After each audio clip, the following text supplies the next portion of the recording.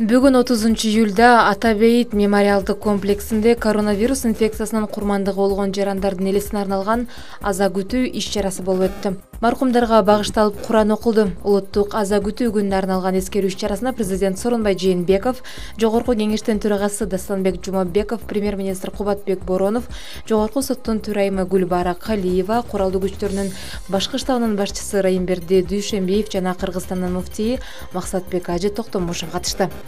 Тажикстандын президенти Эмомали Рахмон Кыргызстан коронавирустан көз жумгандарды эскерип жатканына байланыштуу кыргыз элине жана өлкө президенти Сооронбай Жээнбековго көңүл айтты. Боордош Кыргызстан элине чын ниеттен көңүл айтып, кайгыңыздарды тең бөлүшөбүз. Ал эми ооруп жаткан кыргызстандыктарга тез арада сакайып кетишин каалайм. Кыргыз тарап биздин колдон келген жардамыбыз менен колдообузга ар дайым таяналарына ишендирип кетким келет деп айтылат билдирүүдө.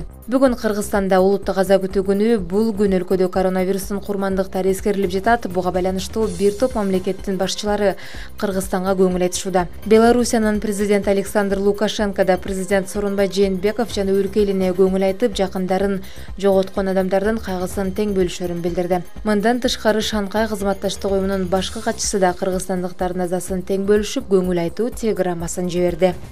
Кыргызстанда 30-июлга карата COVID-19 илдетинен бир күн ичинде 17 бейтап кайтыш болду. Бул тууралуу Саламаттык сактоо министрлигинин коомдук саламаттык башкармалыгынын башчысы Айнура Акматова брифингде билдирди. Анын айтымында каза болгондордун 9-у Бишкекте, 2-өө Чүй облусунда, 2-өө Нарын облусунда, 4-өө Жалал Абад аймагында. Муну менен өлкө коронавирус пандемиясы башталган март айынан бери андан каза тапкандардын жалпы саны 1364кө жетти. Расмий маалыматка караганда, бир сутка ичинде вирус дагы 631 кишиден жаңы аныкталды. Анын эң көбү 118 Бишкекте, Ошто 89, Чүйдө 81, Ош облусунда 74, Талас облусунда 27, Нарын облусунда 13, Ысык Көл облусунда 94, Жалал Абад облусунда 85, Баткенде 50 кишиден коронавирус табылды. Пандемия башталгандан бери коронавирус жугузуп алгандардын жалпы саны муну менен 35143 адамды түздү.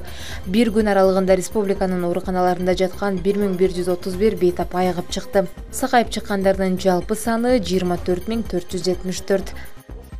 Ал эми Ордо калаада 118 чалуу кызматына кайрылгандардын саны 3 эсеге азайды. Кала мэриясынан билдиришкендей, чалуу борборунда күнү-түнү клиникалык координатор жана ыктыярчы дарыгерлер нөөмөттө турушат. Алар жарандарга саламаттыкты сактоо министрлиги бекиткен алгоритм менен акысыз кеп кеңеш беришет. Операторлордун айтымында, кыркы убактарда чалгандардын саны азайып жатат. Эгерде июль айынын башында күнүнө 5000 адам байланышка чыкса, учурда суткасына 1,5 миңден көп эмес.